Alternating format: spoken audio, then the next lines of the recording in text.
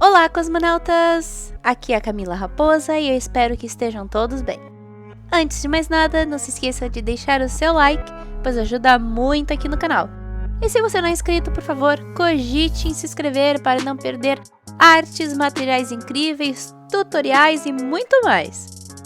O tema de hoje é usando referências para construir a sua arte. Fique até o final do vídeo, pois eu vou dar 4 dicas essenciais para você usar referências corretamente. Então, assista até o final que vai valer a pena. O vídeo de hoje ocorreu durante uma live e foi muito legal, pois mostra bem como eu uso as referências que eu coleto. Então, vamos começar! Para o rascunho, eu estou utilizando uma lapiseira Multi 8 da Pentel. Ela tem 8 grafites coloridos que são apagáveis e por isso gosto muito de fazer meus rascunhos com ela. Durante essa live, eu compartilhei a tela do meu iPad para que vocês possam ver as referências que eu estou utilizando no momento que eu estou utilizando elas. Fica mais fácil para vocês compararem a minha arte com a referência que eu estou vendo. Não sei se vocês sabem, mas eu tenho muitos personagens originais, os famosos OCs. E para que eu possa estar sempre com ideias para eles, eu separo as imagens de referências e inspirações em pastas para cada um desses personagens. A pasta da Delfina e do Fox estão incríveis, lembrando que você pode acessar meu Pinterest a qualquer momento no link da descrição. Desta vez, eu queria desenhar a minha personagem The Creepiest Lilac, que é a nêmesis do meu avatar, a raposinha. Se quiserem que eu faça um vídeo falando sobre meus personagens e como eu criei eles, deixe nos comentários que eu ia amar fazer um vídeo sobre isso. Bom, então abri a pastinha da Creepiest e procurei uma imagem que havia me inspirado anteriormente. Todos os artistas vão estar na tela. Se tiver algum que eu não consegui o nome e vocês souberem, por favor, deixe nos comentários, para eu atualizar aqui. Quando bati os olhos nessa imagem, eu imediatamente pensei na Creepiest, e por isso escolhi ela para ser a minha referência principal. Peguei elementos como a pose dela, com o quadril mais pra frente, o vento soprando nos cabelos e nas roupas e, claro, o crânio flutuante, já que a Creepiest tem um amigo crânio que se chama Asdrubal. Para minha segunda referência, eu achei esse fanart lindo e amei o cabelo dele. A Creepiest tem um cabelo mais Chanel, mas o volume do cabelo nesse fanart, com aquela voltinha curvadinha na ponta, me inspirou bastante. E, claro, eu sou apaixonada por desenhar cabelos. Uma das coisas que eu gosto de dizer é que para fazer imagens é necessário ver imagens. É assim que você coleciona as referências mentais.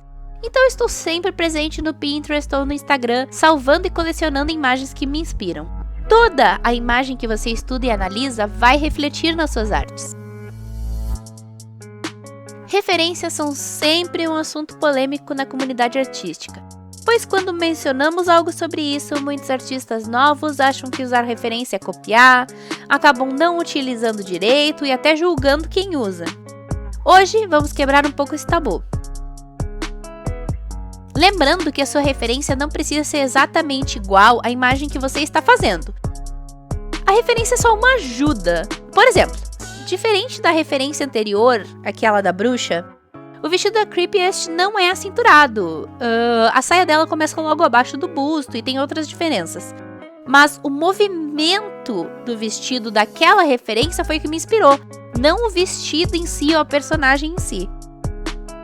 Lembrando também que fotos e vídeos são referências mais concretas na hora de você fazer anatomia, tecidos, às vezes até expressões faciais. Por isso, sempre tenha fotos de pessoas reais para usar como referência. São uma ajuda e tanto.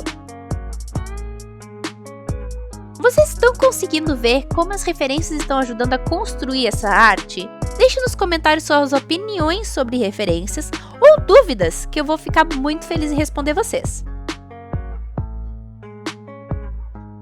Vamos para a line art. Para nanquinzar essa arte, eu estou utilizando as canetas Point Liner da Pentel também, principalmente a 01 e a 05. Em alguns momentos eu uso a 005. Aproveitando que eu abri essa brecha sobre nanquim, eu sempre uso de 2 a 3 canetas para finalizar uma arte.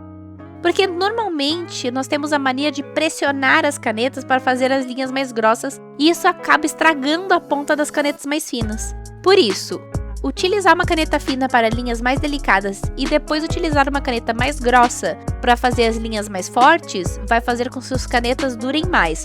Por isso que nós temos canetas de vários calibres diferentes, para você trocar elas conforme você precisa de linhas mais grossas ou linhas mais finas. Evite fazer uma arte inteira com uma caneta só.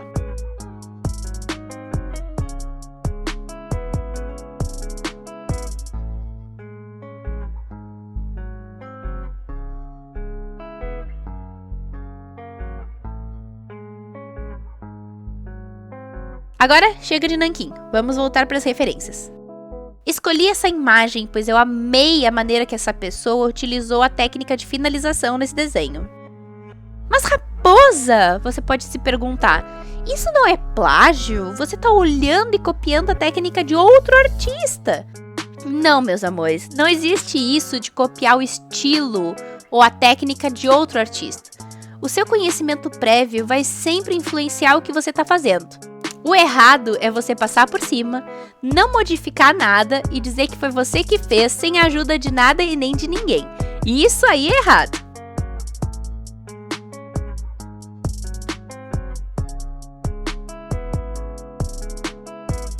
Se quiserem que eu faça um vídeo sobre a diferença entre referência, moodboard, inspiração, tracing e observação, deixem nos comentários que eu prometo fazer um vídeo com exemplos visuais para ficar tudo clarinho.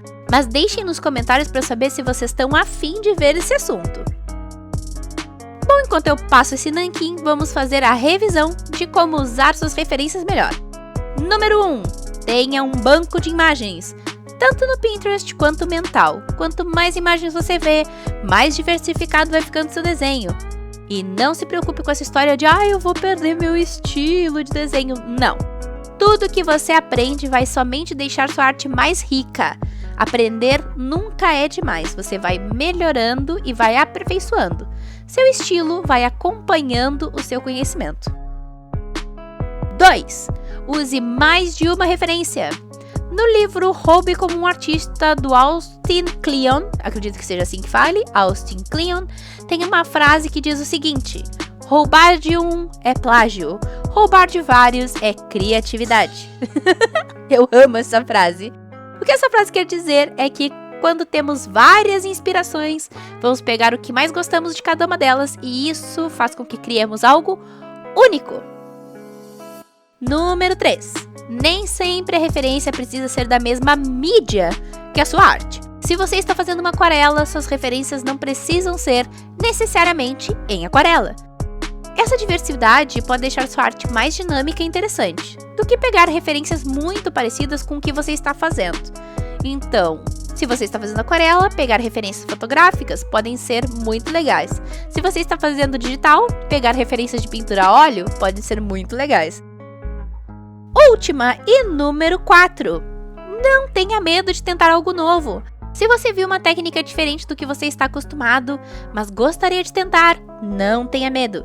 Estamos todos aqui aprendendo e mesmo que não fique da maneira que você queria, a experiência deve ter acrescentado conhecimentos novos.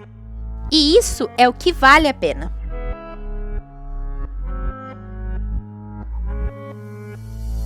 Então é isso, cosmonautas! Como o vídeo ia ficar muito longo se tivesse toda a finalização desse desenho, eu optei por dividir ele em 2 partes. Então não se esqueça de se inscrever e ativar o sininho para não perder a finalização dessa arte que é em aquarela. Durante a finalização dessa arte eu vou ensinar vários truquezinhos muito legais de aquarela, inclusive como recuperar algo que você se arrependeu profundamente, então não perca!